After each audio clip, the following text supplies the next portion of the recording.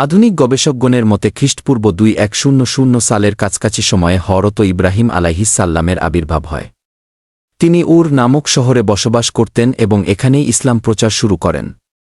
উর যে রাজ্যটির কেন্দ্রীয় শহর ছিল তার সীমানা বর্তমান ইরাক রাষ্ট্রের উত্তর এলাকায় কিছু কম এবং পশ্চিম দিকে কিছু বেশি দূর পর্যন্ত বিস্তৃত ছিল।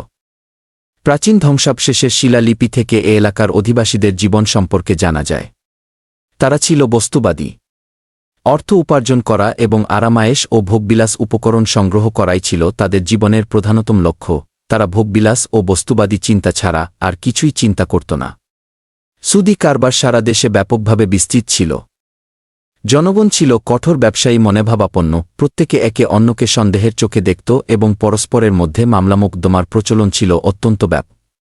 দেশের জনগোষ্ঠী আমিলু, মিশকিনু ও আরদু এই তিনটি শ্রেণীতে বিভক্ত ছিল। ১. আমিলুরা ছিল উচ্চ শ্রেণীভুক্ত বিশেষ মর্যাদার অধিকারী। এরা পূজারী, পুরোহিত, পদস্থ সরকারি কর্মচারী বৃন্দ, সেনাবাহিনীর অফিসার বৃন্দের অন্তর্ভুক্ত ছিল। ২. মিশকিনুরা ব্যবসায়ী, শিল্পী, কারিগর ও কৃষিজীবীর অন্তর্ভুক্ত ছিল। ৩. আরদুরা দাস শ্রেণীর লোক ছিল। নিম্ন শ্রেণীর লোক হিসেবে পরিচিত ছিল। উর নগরীর শিললিপিতে প্রায় ৫,০০০ উপাস্য দেবতার নাম পাওয়া যায়। প্রত্যেক শহরের এক একজন দেবতা এক এক শহরের রক্ষকের আসনে বসেছিল। তাদেরকে নগরীর প্রভু মনে করা হতো। ইতিহাসবিদাদের মতে হযরত ইব্রাহিম আলাইহিসসালাম ইসলামের প্রচার শুরু করে এবং মূর্তির বিরুদ্ধে কথা বলতে থাকে। জাতীয় উৎসবের দিনে সবাই উৎসবে যোগ দিলে হযরত ইব্রাহিম আলাইহিসসালাম সেদিন পূজা ঘরের একটি বড় মূর্তি রেখে বাকি সমস্ত মূর্তি ভেঙে ফেলে।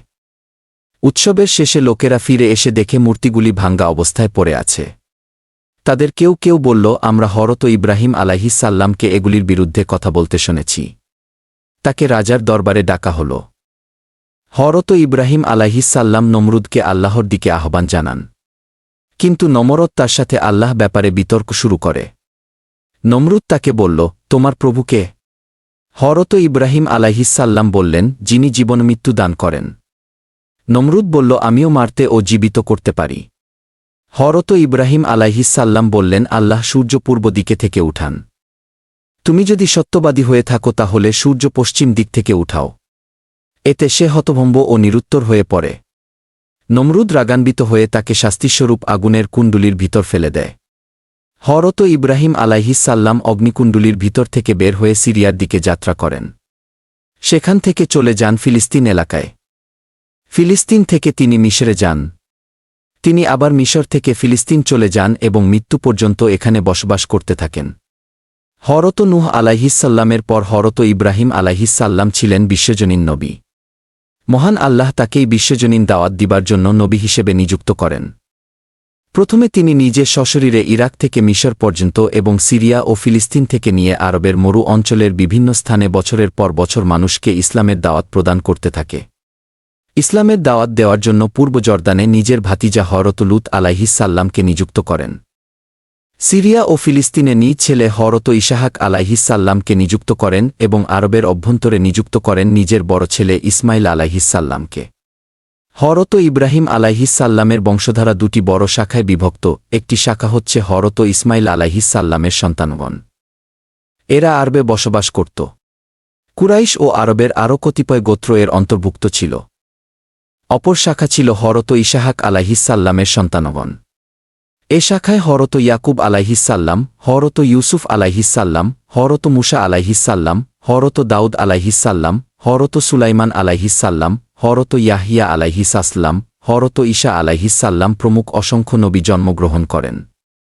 তারপর লাশায় একটি ইসলামী রাষ্ট্র প্রতিষ্ঠিত করে। ইব্রাহিম আলাইহিসসালামকে মুসলিম জাতির পিতা বলা হয়েছে।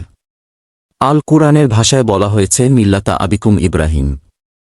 বর্তমান পৃথিবীতে অনেক দেশের বিশেষ ব্যক্তিকে জাতির পিতা নামে আখ্যায়িত করা হচ্ছে। ইসলামের আলোকে এটা সঠিক নয়।